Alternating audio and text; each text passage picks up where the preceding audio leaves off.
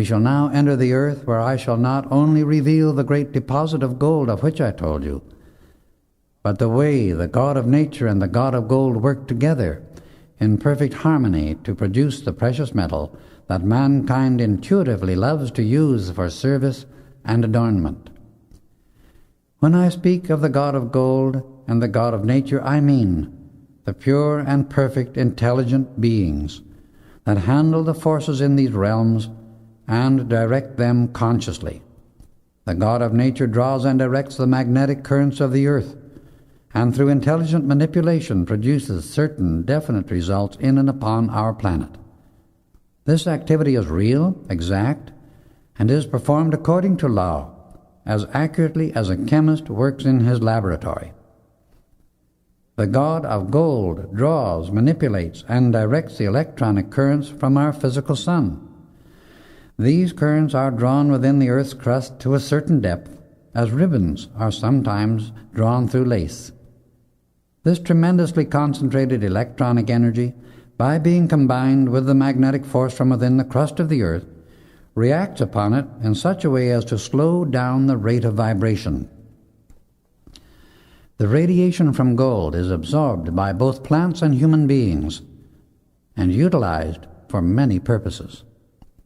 As I mentioned to you once before during your experiences in Unveiled Mysteries, the emanation from gold is a powerful purifying and energizing action within the human body and in nature. In all golden ages, the metallic form of gold was in common use by the mass of mankind, and during these periods their spiritual development reached a very high point of attainment. One reason for the chaos of the present time is because the gold in the commercial world is being hoarded, instead of being allowed to flow freely among mankind and carry its balancing, purifying, energizing activity into the commercial life of the race. The hoarding of gold in great quantities means an accumulation of inner force, which, if not released within a certain time, will release itself by the overcharge of its own tremendous inner power. Saint Germain then drew me closer into his radiance, and the inner activity of the earth was revealed. Before us stood two transcendently radiant beings, one drawing and directing the magnetic currents of the earth, and the other those of the gold which had been formed within the earth's crust. The one whom he called the God of nature was a being of glorious beauty and power.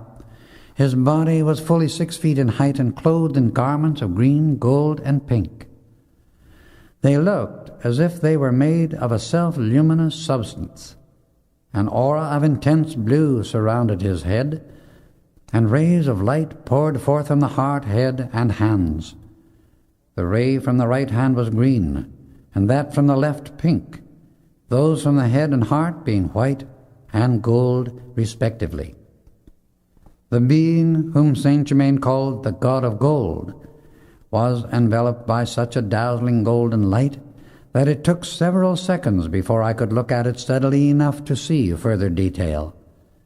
His garments, too, were of light substance, but the rays that extended from the head and hands were of fiery gold.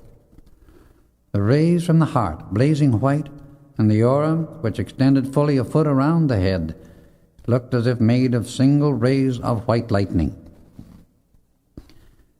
The existence of gold, Saint Germain continued, in white quartz is its purest formation within the earth at the present time, the white quartz being the residue, so to speak, from the magnetic currents, and the metallic gold being the lowered rate of the electronic substance from the sun.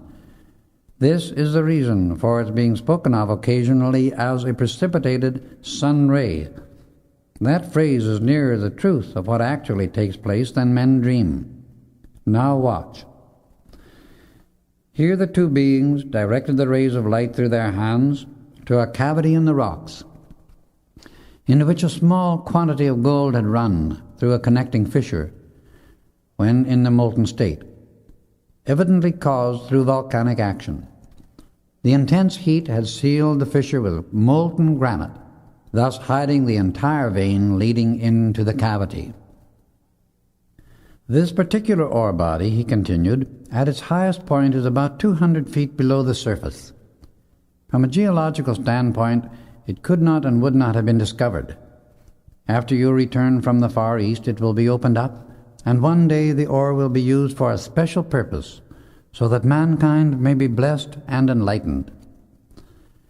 We continued to watch these two beings as their projection of the light rays caused the gold within the cavity to expand and glow, as plants do in sunlight.